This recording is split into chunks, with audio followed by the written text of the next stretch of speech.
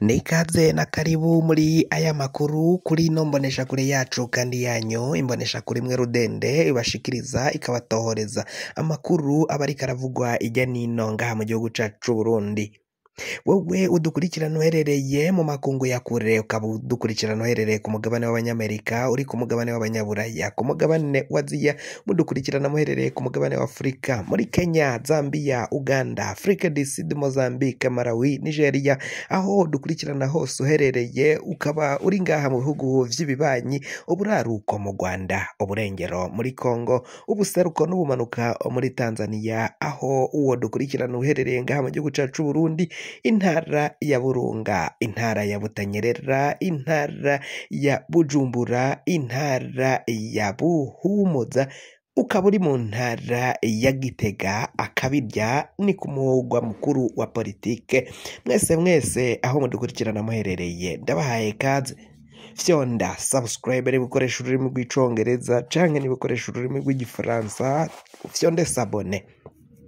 Amakuru yacu rero reka tuyatangurire mu gisata c'umutekano. Ibintu birabandanya kuyangara ngaha mu gihugu cacu c'Uburundi, aho rero hariko haravugwa inama giturumbuka ziriko ziragenda ziba mu madiviziyo, mu maka atandukanye y'igisoda c'Uburundi. Kamuha habayeyo inama giturumbuka yagirishijwe na General Prime Niyongabo. Iyo nama yabaye muri Kamuha, murazi ko irakamuha benshi barayizi ko ibitse ibigwanisho bikomakomeye cane, kandi kabirimwo n'abasoda nabo bakomakomeye cane ba kirumara ku gihugu c'Uburundi. Iyo nama giturumbuka yoba yabaye muri Kamuha irongowe na General Prime Niyongabo ubwe nyene atwaye igisirikari c'Uburundi, ngo hoba habayemwo kwigira kumwe ku bibazo vy'umutekano, injyane ziriko ziravugwa mu gisirikare, ukutumvikana, kunyinyurana hagati y'abasoda ba kera n'abasoda ba FDD. Murazi ko muri 2005 habayeho kuvanga canke ukwivanga kw'igisoda c'Uburundi, aba ex-FAB ndetse n'abasoda bari bavuye muri FDD.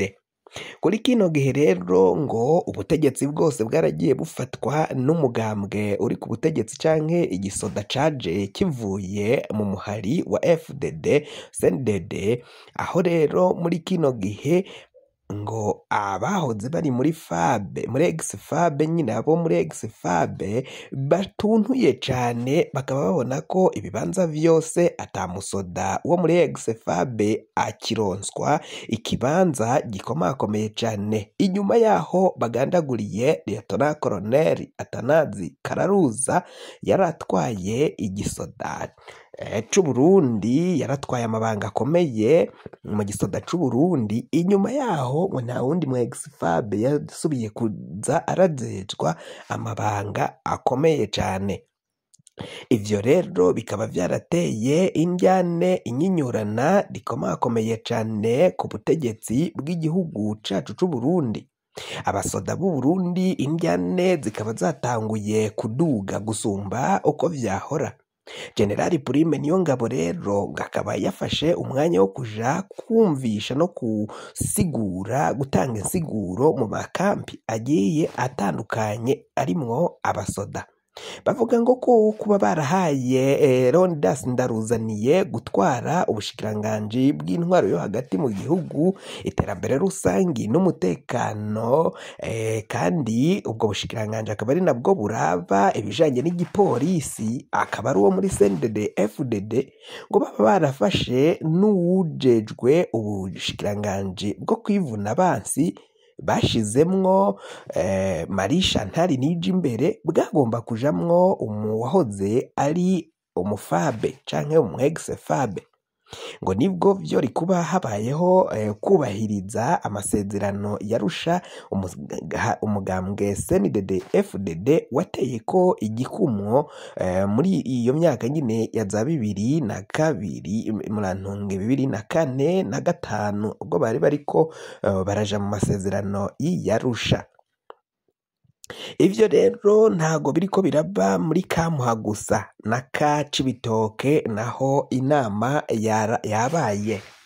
abasoda bariko barahurizwa mu maka kugira ngo basigurirwe ibiriko biragenda biba, na cane cane ko hariko haraduga amajambo menshi cane acanishamwo abasoda b'igihugu c'Uburundi, bakaba bashobora igisoda c'Uburundi kikaba gishobora gusambuka umwanya ku mwanya, bikaba rero biboneka ko batagize ico bakora bishobora kuhava bitera ingorane. Tuvuye muri ka Cibitoke, ahandi habaye inama ni muri ka Mutukura. Muri ka Mutukura naho inama yabaye ikaba yagirishijwe na generali, umwe mu bajenerali bakomakomeye cane bahoze muri FDD baje bagwana nyene, akaba ari we nawe yagirishije iyo nama muri ka Mutukura. Ibintu biraboneka ko igisoda c'Uburundi gitanguye gusambuka indyane zikomeye, kandi izo ndyane zikaba atawundi azikwega n'umukuru w'igihugu n'akagwi kiwe General Evaristo Ndayishimiye. Mu kwigwiza ko itunga, abajenerali bagiye barahabwa intara kuzitwara, cane cane intara zirimwo ubutare, ngo vyarabonetse ko abahawe izo ntara ari abahoze nyine baje bava muri CNDD FDD. Nta mufabe n'umwe canke umwex fabe n'umwe yaronse ikibanza gikomeye canke gishobora gufata ingingo, gishobora kuronka itunga nk'uko biriko biragenda bishikirizwa n'abasesanguzi mu vya politike bariko barabikurikiranira hagufi, baraba ibiriko biragenda biba ngaha mu gihugu cacu c'Uburundi. Ni ingorane zikomakomeye cane, turabandanya tubatohoreza ivy'izo nama ziriko ziragenda ziba ngaha mu gisoda cacu c'Uburundi, aho biboneka ko amakampi akomakomeye cane y'igihugu c'Uburundi arimwo abasoda b'igihugu c'Uburundi ariko aragenda agirishwamwo izo nama giturumbuka, kandi ngo si muri ayo makampi bizohagararira gusa, bizokwiragira no mu yandi makambi y'igisoda c'Uburundi kugira ngo abasoda bose bumvishwe ukuri canke bamenyeshwe ibiriko biragenda bibera ngaho mu gisoda c'Uburundi.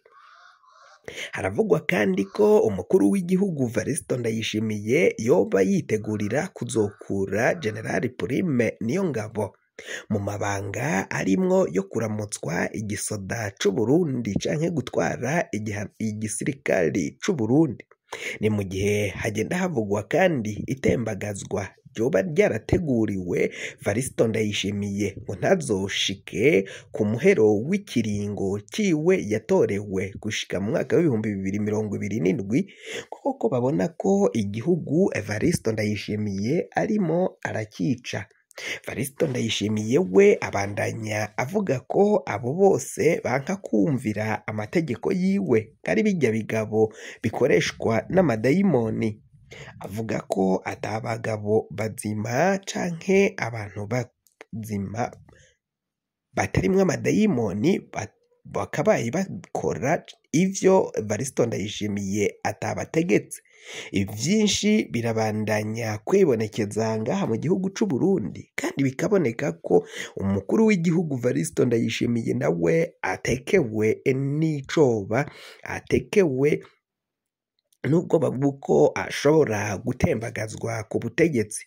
Akaba ari nazo mvo yoba nawe yarafashe ingingo yo kuba yokura General Prime Niyongabo akamukura mu mabanga, nk'uko amakuru ariko aragenda abishikiriza. Amakuru ariko aragenda yerekana ko umwanya ku mwanya General Prime Niyongabo ashobora gukugwa muri ayo mabanga yo gutwara igisirikari c'Uburundi.